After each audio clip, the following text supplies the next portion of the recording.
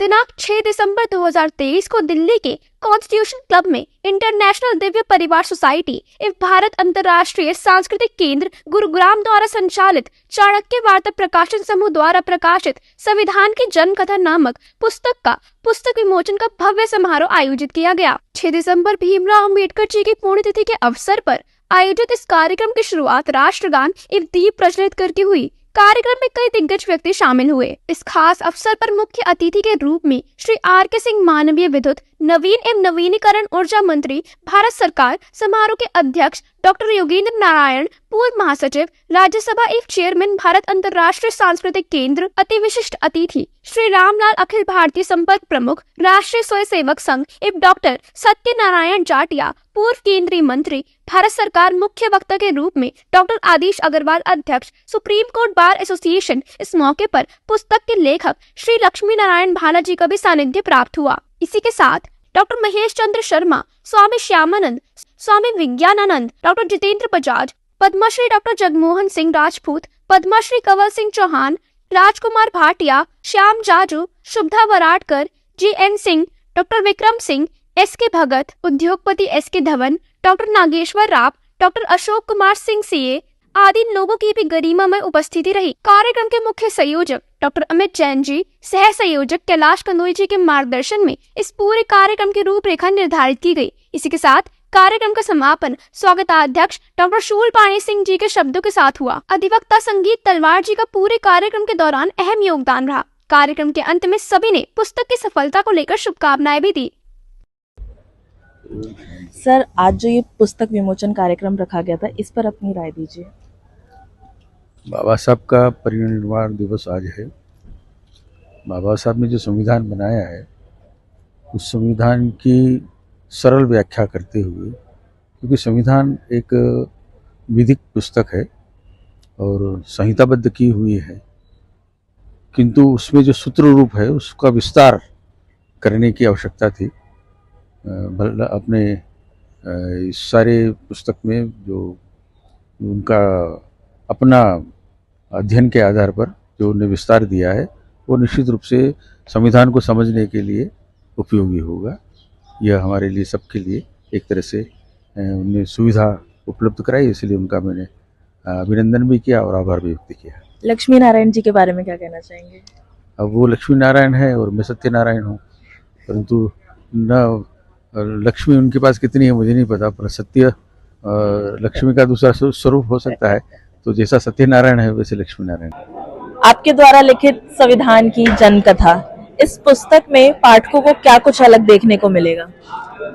अब तक आमतौर पर जो ये जाना जाता था कि अंग्रेजों ने अपना शासन यहाँ चलाने के लिए 1935 में एक संविधान बनाया था, जिसके सहारे देश में अंतरिम सरकारें बन रही थी।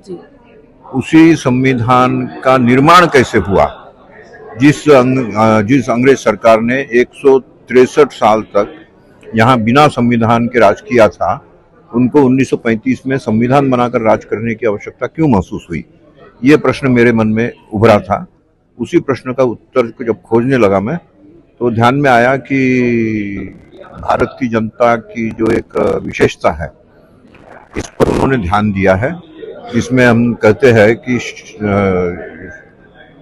शतम वद माँ लिख, 100 बार बोल दो लेकिन लिखो मत, क्योंकि लिख कर दिया हुआ ज़्यादा ऑथेंटिक होता है, ज़्यादा मजबूत होता है। लेकिन उनको ये पता नहीं था कि भारत में एक और परंपरा है, रघुकुल रीति सदा चली आई, प्राण जाहि पर वचन न जाई। हम वचन भी दे देते हैं, बड़ी लिखित न दे, उसका भी पालन करते हैं। तो ऐसी इस भारतीय जनता को उनके लिए संविधान बनाने की उनको आवश्यकता महसूस हुई, क्योंकि उन्हें डर लग रहा था कि अंग्रेजों के इंग्लैंड से आए हुए नियमों के आधार पर तो हम राज कर रहे हैं, उसी को भारतीय परिप्रेक्ष्य में ये लिख कर दे दे तो अच्छा रहेगा, और यही सोचकर उन्होंने संविधान बनाया था। और अब जो संविधान अभी हम जिसका पालन कर रहे हैं, वो वास्तव में उस संविधान का 80% है इसमें जरूर, लेकिन भले ही हम ये कहे कि इसके निर्माता डॉक्टर बाबा साहेब अम्बेडकर है, लेकिन अम्बेडकर जी के द्वारा प्रस्तावित हो जाने के बाद भी उसको अंतिम निर्णय लेने का अधिकार नेहरू जी को था। और इसलिए नेहरू जी उसमें कुछ काट छांट करते हो तो उसको कोई टाल नहीं सकता था। और इसीलिए अंततः अंबेडकर जी का नेहरू जी से सब समय जो विवाद होता रहता था वो सत्ता में आने के बाद भी ध्यान में आया। सरकार ने जब संविधान के सहारे राज करना शुरू किया, चुनाव होने लगे, उस समय भी ध्यान में आया कि उनके मतभेद जो है वो उभर कर आ रहे हैं। उसी मतभेद के चलते 7वां जब ये हो रहा था, संविधान संशोधन हो रहा था, उस समय उन्होंने प्रखर विरोध किया था। जिस संविधान संशोधन के कारण भाषावार प्रांत रचना यहाँ स्वीकार कर ली गई, जबकि मूल संविधान में एडमिनिस्ट्रेटिव यूनिट्स इसी रूप में राज्यों का गठन किया गया था, भाषा के आधार पर नहीं किया गया था।